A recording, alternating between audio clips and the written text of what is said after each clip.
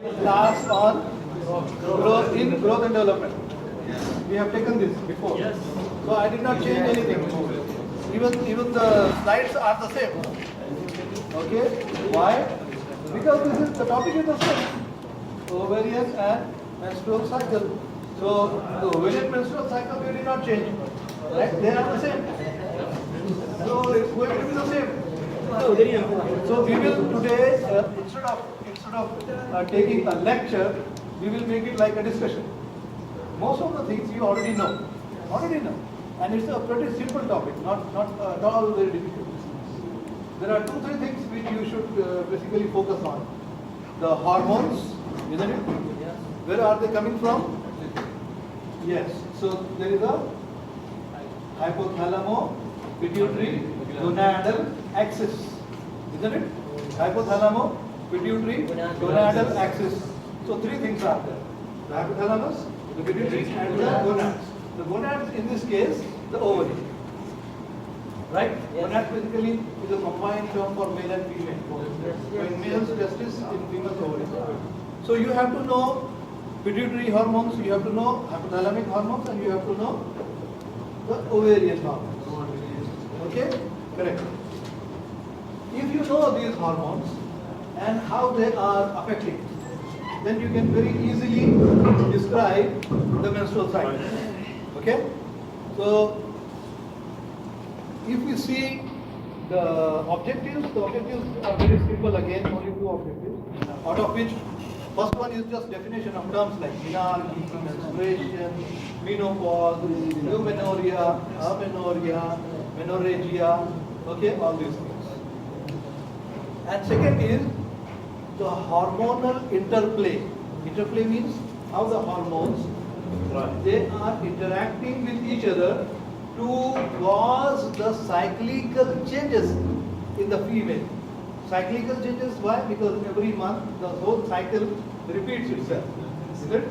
So normally, what is the cycle duration of, on an average? 28 days. 28 days is the duration. Will you, somebody define menstrual cycle for me?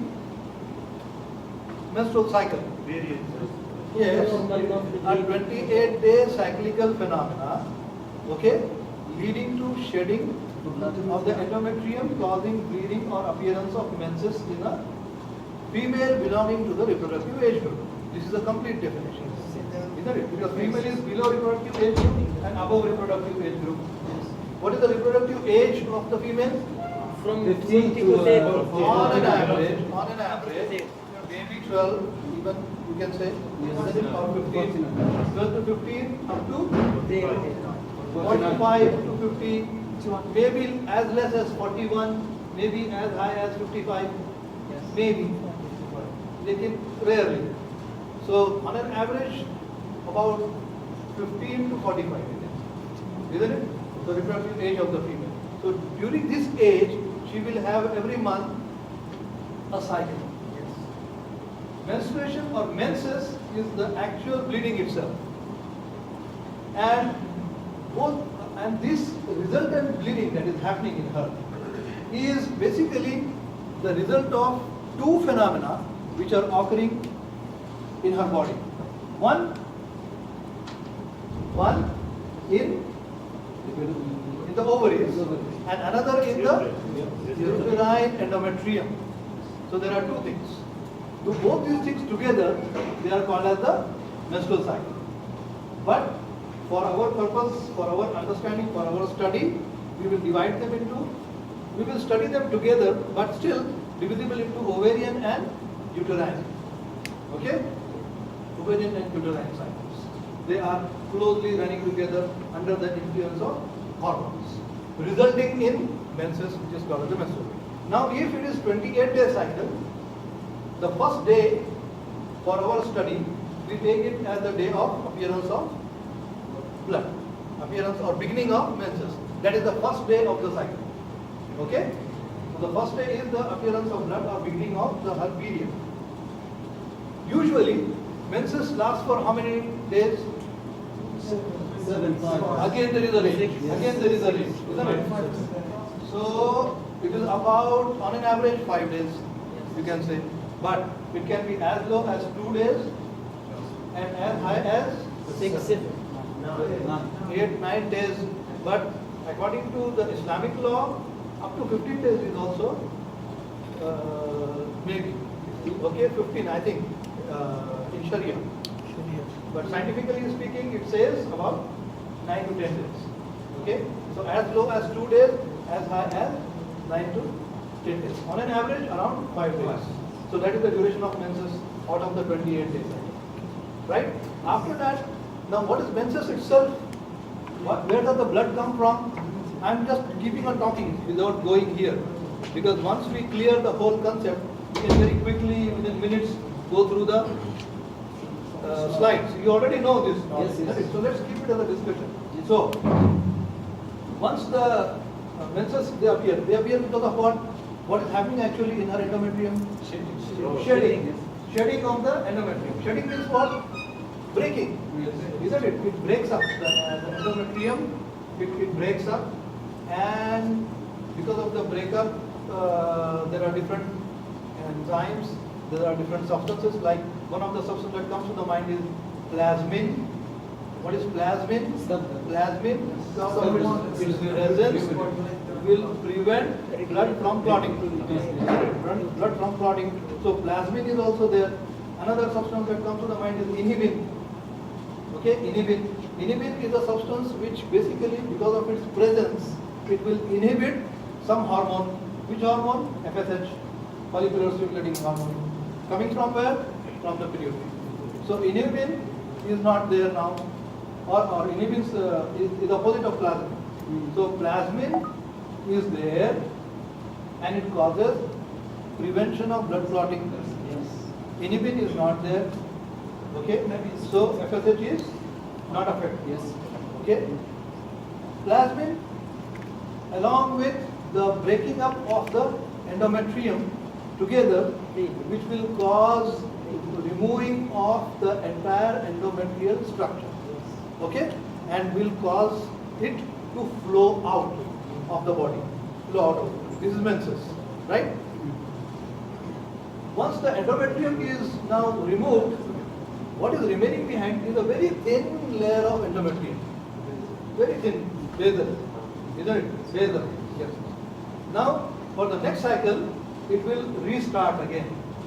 So this phase in the endometrium will be called as the proliferative phase. Why proliferative phase? Because the endometrium has to regenerate, has to rebuild. Correct? Yes. Rebuild. So in the endometrium, it will be called as proliferative phase or phase of proliferation. Okay? We will come to the hormones later. Let us just cover its sequence. At the same time, what is happening in the ovaries? No, not during the proliferative phase. This phase in the ovarian cycle is called as follicular phase or folliculogenesis. Is correct. Folliculogenesis, meaning the follicle is going from primary stages to tertiary stages, going through phases of maturation. This phase in the ovary is called as follicular phase.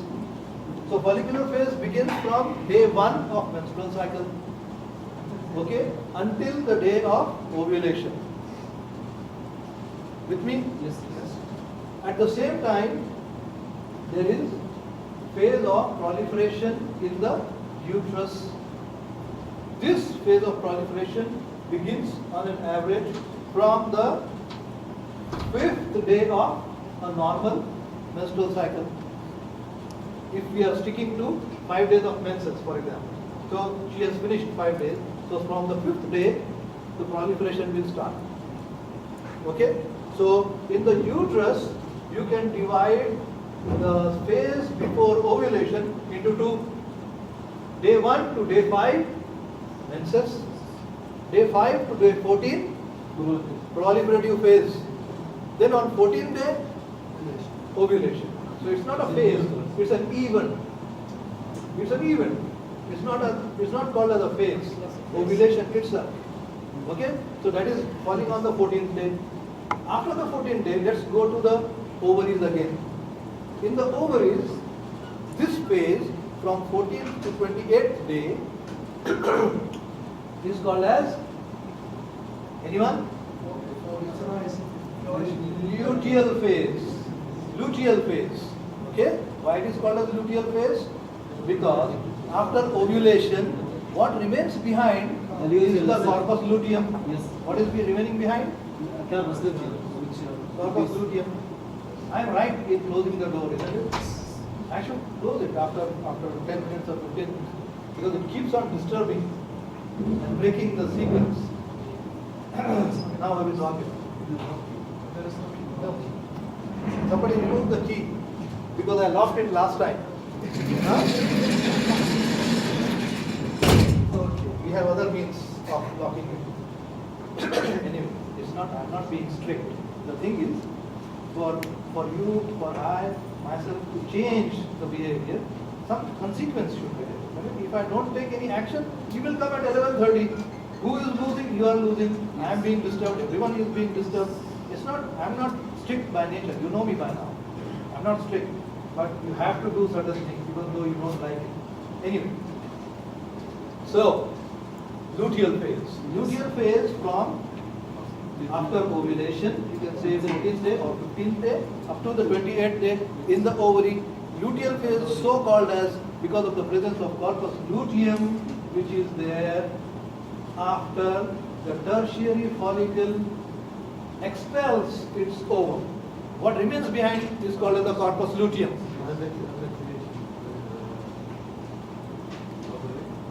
Huh? What is the word?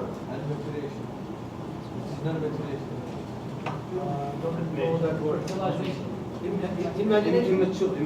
Imagination of the ovary? No. Immature. Immature. Yes. Why you are saying immature at this stage? Because you know, if you are talking about folliculogenesis, the follicle is totally mature now. Okay, totally mature, and that is why it is expelling its ovum out. So this is a tertiary follicle which is totally mature, fully mature. Okay, and it has given out its ovum. Corpus luteum that remains behind, hence the phase is called as luteal phase. Yes. At the same time, let us go to the endometrium. What is happening in the endometrium? The proliferation is already there. Proliferation was occurring up to the, it is also occurring because estrogen is also there. Yes.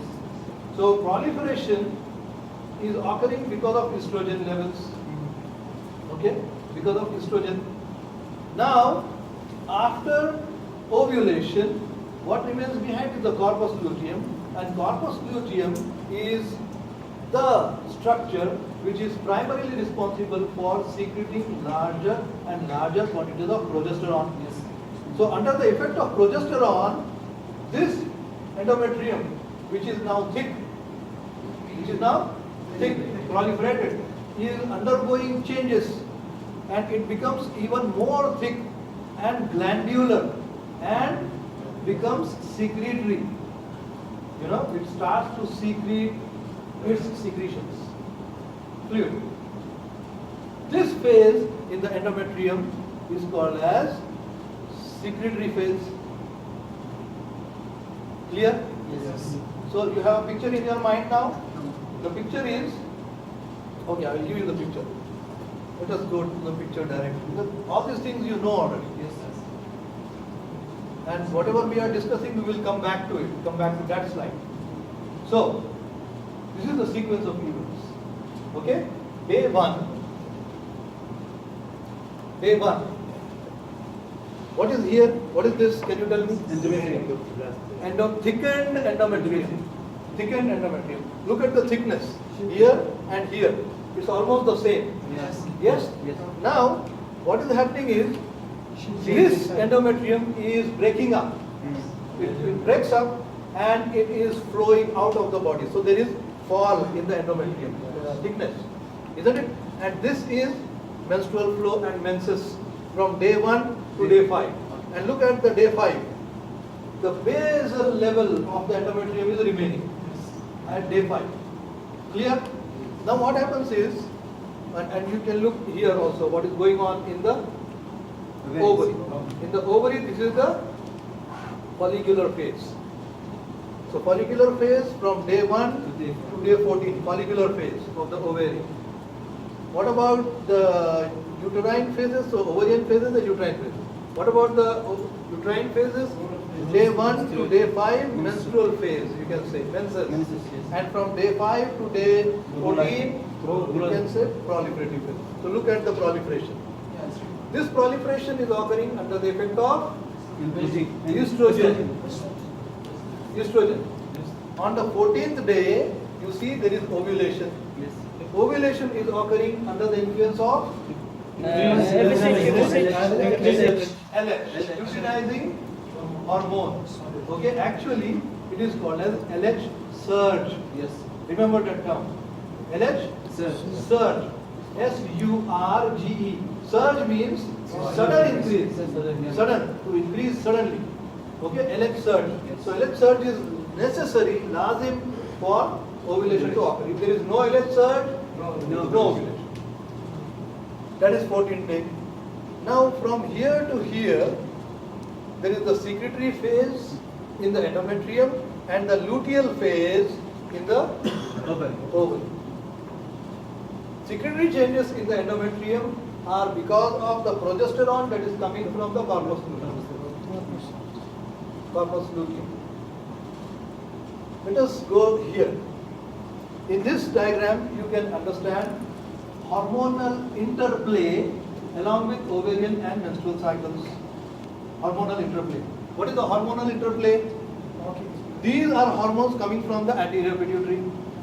These are hormones coming from the ovaries. Okay? And this chart is just the basal body temperature chart together with it. Now what happens? The follicle stimulating hormone coming from the anterior pituitary. Let's go above the pituitary. There is the hypothalamus. These FSH and LH are under the control of GnRH. Correct? Yes. GnRH. Gonadotropin releasing hormone. It is coming from the hypothalamus. When GnRH comes, it will act on the pituitary, anterior pituitary, to release FSH and LH. Look at the levels of luteinizing hormone. What is this period? Period of ovulation, the 14th day. Before 14th day, look at LH. Before 14th day, look at progesterone. LH for the ovary and progesterone for the endometrium. Both of them, they are almost negligible. Very low levels, I can say. Very low levels. Okay? Are you with me? Yes, yes. Okay. But at the same time, look at follicle stimulating hormone, FSH. Now, keep this in your mind. Keep this picture. In the follicular phase of the ovary, the hormone that is stimulating the follicles, which is called as the follicle stimulating hormone, FSH. The hormone that is stimulating the follicles should be active. Sir? Yes. Yes. Father? So, in follicular phase, FSH is active, LH not active because it is not needed. Yes. So progesterone not active because it is not needed. It is not there also. It will come when the corpus luteum is there. So which hormone is there? Estrogen. Yeah. So which hormone is there now?